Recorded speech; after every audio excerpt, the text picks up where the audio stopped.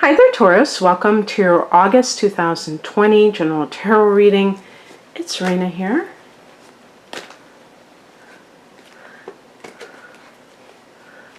Just shuffling a little bit more.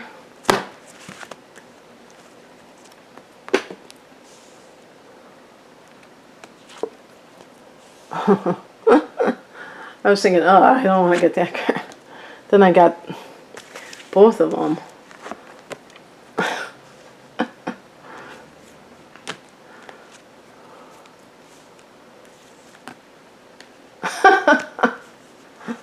Oh man, well, I'm going to pick another card just because.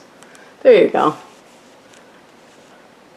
And I noticed it was like, I feel like emotionally, or there might be something going on, like a little bit of drama, but the money is good. And so for somebody like Taurus, that might be okay. That might be a good trade-off. I don't know. But anyway, the heart of the matter is the Nine of Wands. This is a card of, you know, kind of having this fortress. I think of that Sting song, Fortress Around Your Heart. But it's, it can also be like setting boundaries. Having to set boundaries. You've probably heard that term. And for people who are saying, well, why would you have to set boundaries? It's typically when you have allowed someone to kind of run roughshod over you, and you just kind of went along with the program, and then you realize, wow, I have to put my foot down here. This has gone too far, whatever the situation is. And certainly this can be in any particular relationship that you have. And that's not me being, you know, oh, that's convenient and I can have these weasel words. It's really the truth. It can, you know, you have to set boundaries in all of your relationships. Parents, children, spouse, boss. Even if you're in a position of subordination where somebody has, you know, that's higher on the pecking order, or they actually, I don't want to say control you, but you know what I mean, that they're your superior. You have to still set boundaries, because that is just in the work role. And just because somebody is in that position doesn't mean they have the right to demean anyone, or things like that. And there are some people who are managers, bosses, who think that that is an appropriate way to get what they want, is to compare one employee to the other and use those tactics. Actually, in the past position, it's kind of like indicating that this, to some degree, we have the Seven of Wands, and this is standing your ground. You see the person's defensive posture. So this kind of bolsters my claim that this person, whoever this is, you know, may have been picking at you, been putting you down. Everybody has faults, so I'm not saying that. Sorry, I gotta adjust this a little bit. Everybody has faults. And sometimes there is such a thing as constructive criticism when you're an employee, that you have to just kind of grin and bear it, because you have to give, I was going to say, you have to give the impression that you actually care about your job. Maybe, and I'm, you know, being facetious, but there might be times when you really don't care about your job. You're just doing it until you can find something better, but you still have to put on an act and say, and act like, oh yeah, sure, yeah, I'll improve, knowing that there is no pleasing certain people. And that is where I'm going with that. But by the same token, there are behaviors that are beyond the pale, that don't have any place in a workplace or in a personal relationship. And this can even be from parent to child, where you're the parent and your child, maybe it's an adult child, that has their own issues, because everyone is their own person.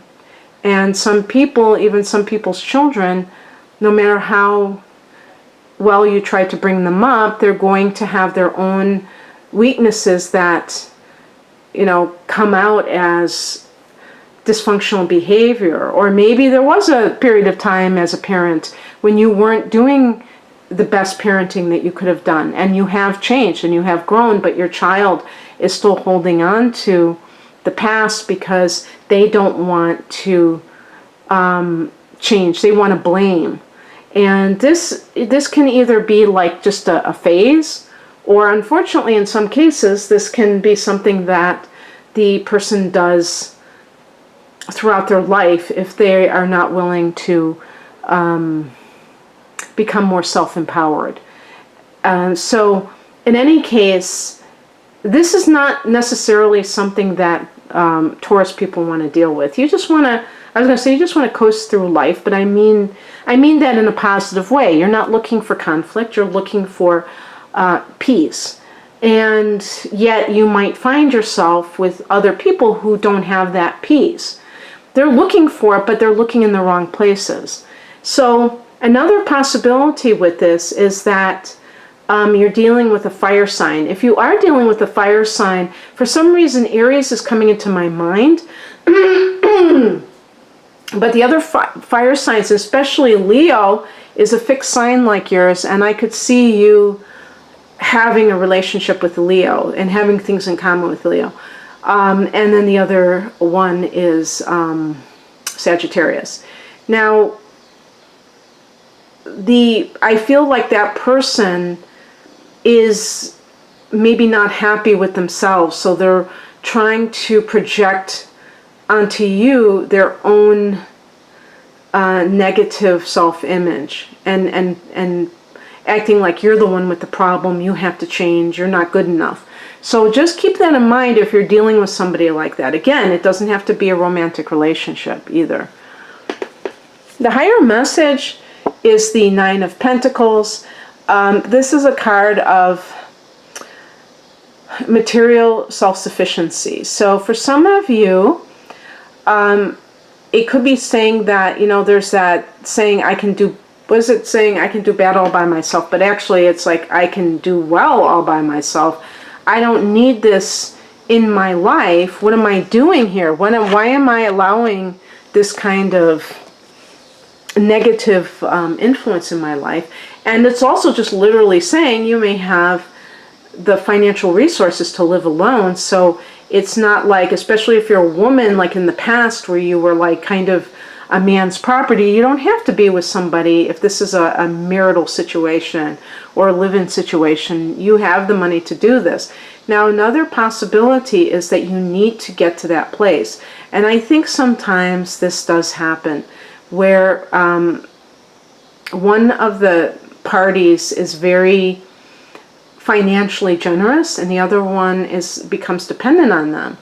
And the person who becomes dependent may come into that relationship with a feeling of low self-esteem, like they don't have anything to offer the world. And that's why they need to have somebody to take care of them. This isn't, I totally understand that belief. And so if you have suffered from that belief, that mistaken belief, don't feel bad about it, because I totally get why people are like that. But the key is to make it a goal to become financially self-sufficient. I don't care what stage of life you're at. You might be 60 years old, looking at retirement and saying, I don't have 2 nickels to rub together. If I am alone, I'm going to be living in a studio apartment, and I'm not going to have any kind of life. You're going to paint this bad picture for yourself. And the problem is that you could be living in a really nice home and have a beautiful backyard. You might do gardening and all this stuff, and you might be completely miserable. And so only you can determine what if the trade-off is worth it. But the point is knowing that you have an option, but you have to work towards that goal in order to get there. What crosses you, Taurus, is the Eight of Swords. Swords are connected to thoughts. This could also be the person that is creating the problems in your life to give you that message. This would be air signs, Gemini, Libra, or Aquarius. And but if this is you, you're kind of stuck and you feel like you are a prisoner, but you're a prisoner of your own thoughts. And basically you can boil it down to negative self-talk. You're talking yourself down, you're doubting yourself. You're saying things to yourself. You're running those old tapes that say, I don't think I can do this. And no one will do it for you. Even if you go to a therapist, you still have to do the work. You know, if they have assignments, you still have to do them. Nobody can like inject into you self-esteem. And really what happens is it's like little by little. It's not something that happens overnight. So the more you start to disengage from somebody who is, you know, like putting you on the defensive, like the Seven of Wands. As soon as you start to disengage from that person, you take back your own power and you begin to feel those shackles loosening. Now, whether this reading is for every Taurus, I don't know. But I'm hoping that this reaches those people that need to hear it, because this is the kind of thing that can be very upsetting and frustrating, especially for a Taurian who has other personal planets in Taurus, because getting into a rut can be a thing. I have Taurus rising and I am like blown away by how I have a lot of mutable signs, and I can still, I mean, it still is a very powerful influence, but not necessarily, sometimes in a positive way. You can feel certain groundedness, you can feel like, you know, a sense of being on an even keel, maybe in life for the most part, but then you can get easily into a rut where you feel like it's very hard to change. And so I totally feel you on that. I totally get it. The key is doing it gradually. Maybe taking baby steps, but, you know, taking them consistently. That's the one thing that Taurians tend to be able to do, is be consistent. One possible remedy that comes to mind is our affirmations. They can feel kind of robotic. It can feel kind of silly to be saying this, talking to yourself, but just do it. Do it for 40 days or do it for 44 days and see what kind of power you generate within yourself. Create your own affirmations. Don't take somebody else's. I mean, obviously you can if that, you know, resonates with you, but I think that you might even feel more powerful if you target the whatever it is that you're saying to your particular situation in a way that you will really resonate with what you're saying. What's coming in, our advice, is the Eight of Pentacles. Lose yourself in work. Lose yourself in excellent work. If you are between jobs, and if the Nine of Pentacles, Nine of Pentacles in the upper right-hand corner that I was talking about, becoming financially independent. If that speaks to you, then the Eight of Pentacles is about getting training in something so that you become an expert in something. And don't worry, it doesn't have to be something that takes forever, like, you know, becoming a doctor and you have to go through, you know, 4 years of college, then medical school, and then internship. No, I'm not talking about that. I'm talking about, but it has to be, to me, a labor of love. Something that you really feel called to do. Because otherwise, you're just doing something that you think is, you're just being pragmatic instead of, you know, taking the emotions that are being generated in a negative way and putting them into something positive. Because one thing about the wands that you have on the top row is that it's connected to fire energy, fire signs, fire, the element of fire and what that represents. The element of fire represents individuality. It represents independence. So with that Nine of Pentacles, we're talking about financial independence. It represents autonomy, meaning that you get to call the shots. You get to, even if you're working for somebody else, you have the kind of trust from your boss that you don't have to just totally do what they say. They give you a certain amount of leeway to make your own decisions. They trust your decisions. They don't look at you as just a peon. If you are a peon right now, you are at the bottom of the food chain. The wands are about independence, enterprise, which means maybe starting your own business. Even if you have a day job, starting your own business. There's no reason that you can't do that in 2020, because there's just too many free resources. You can make a free website. You can have a free YouTube channel if that is, even germane to what you want to do. There's other sites besides your website. There are other marketplaces that will allow you to have an account there for like a very small, for a small fee for the transactions that you make. I mean, all of these things. And so maybe maybe one of the things you could do is take jewelry classes and then make jewelry. I could totally see a Taurus person being good at handiwork. Or is that what they call handicrafts? These kinds of things. And yes, maybe it will take time for it to get off the ground. Maybe it is a side gig, but it's something that can grow, and it will make you feel, even if you're still working at a job and still feeling defensive, and if you feel like you can't leave there right now because it's just too unsettled right now, you can at least have something else going on, so that you don't have that sense of feeling like you're